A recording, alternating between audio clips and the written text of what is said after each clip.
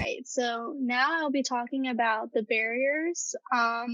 The three that is kind of like the framework for discussing how or what affects rural behavioral health would be accessibility, availability, and acceptability. So, accessibility would be that rural residents may have limited access to mental health care due to cost of services or insurance or even lower behavioral health literacy, which allows mental health concerns to go unrecognized and or untreated. The remote nature of living rural typically requires residents to travel long distances to receive services. And then availability. Um, so, since they live in a rural setting, they may not have um, the resources available to them. They may have to travel long distances. And I'll be talking about the specific obstacles that may hinder their availability to these services.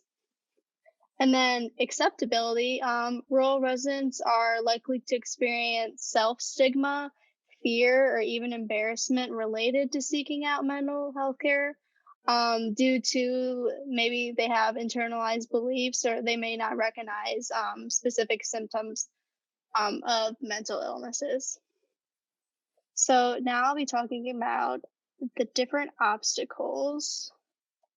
Oops, okay, there we go. So these include resources, distance, lack of staff, lack of funds, technology access, curriculum, and isolation. So for resources, obviously they may be limited in rural school districts due to lack of funds and lack of the correct curriculum put into place.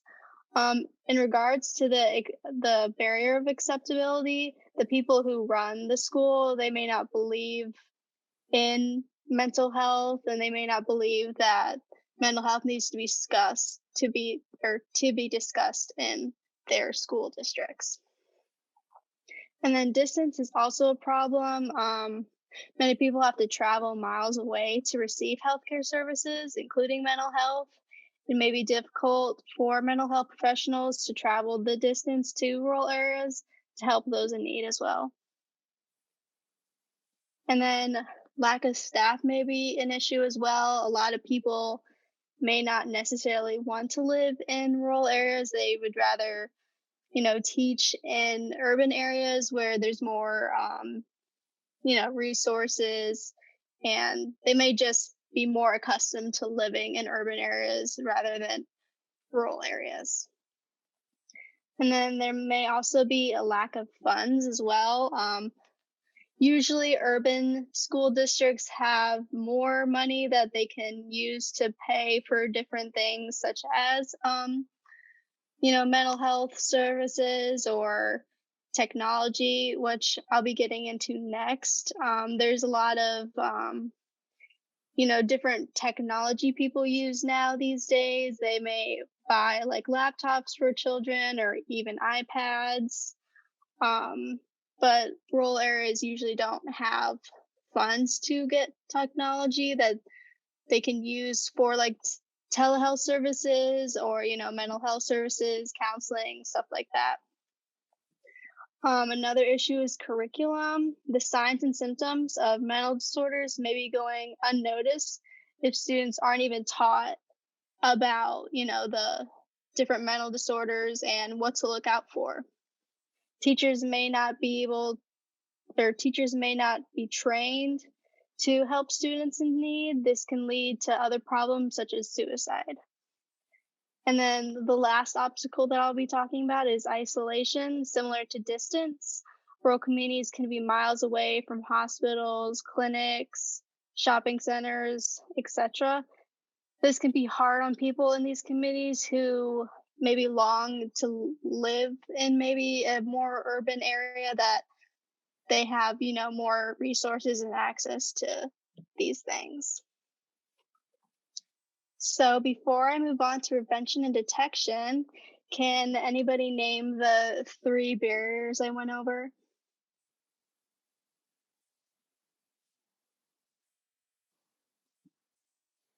They all start with A's. Is one acceptance or accountability? Acceptability. Yeah. Acceptability, yes. Yes. Does anybody know the other 2? Is one of them access? Yes. Accessibility, and then the last one?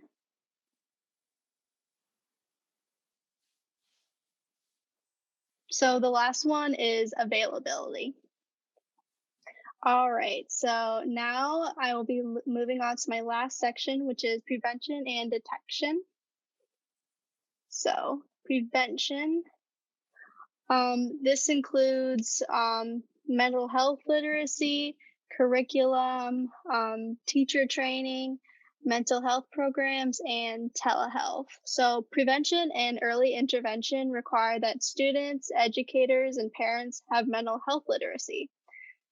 Which includes understanding how to support and maintain positive mental health, be able to identify mental health disorders, decrease the stigma, and assist individuals in receiving intervention. A variety of options is available for addressing mental health literacy, including mental health curriculum for students and teachers. Schools should consider approaches to addressing comprehensive mental health literacy, such as including a mental health curriculum. Additionally, because rural schools often do not have professional mental health staff on site, it is recommended that teachers and school personnel be trained to identify the signs and symptoms of mental illness and be able to effectively communicate concerns to families through programs.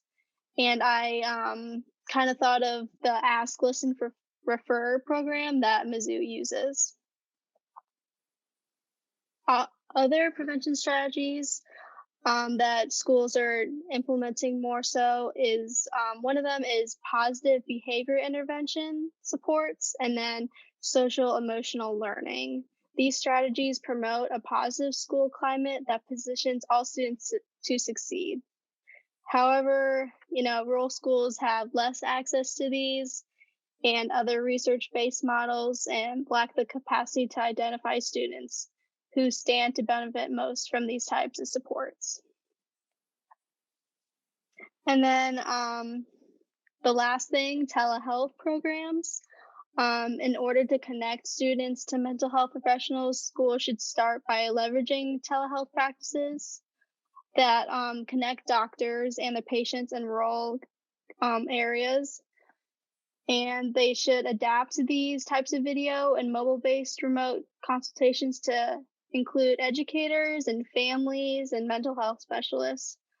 Telehealth is great because we could use these technologies to expand access to training and resources for models like the ones I discussed, the PBIS and SEL, which together can enhance students' mental health and social and behavioral well-being.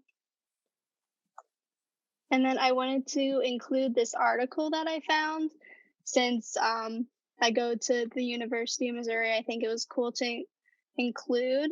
The U.S. Department of Education has awarded nearly $10 million to the University of Missouri College of Education. They get to establish a national center for rural school mental health. So I thought that was pretty cool to include. So now I'll be moving on to detection. And just to name a few, to detect, the signs and symptoms of certain mental disorders, teachers can reach out to their students. They can also walk them through how to receive help.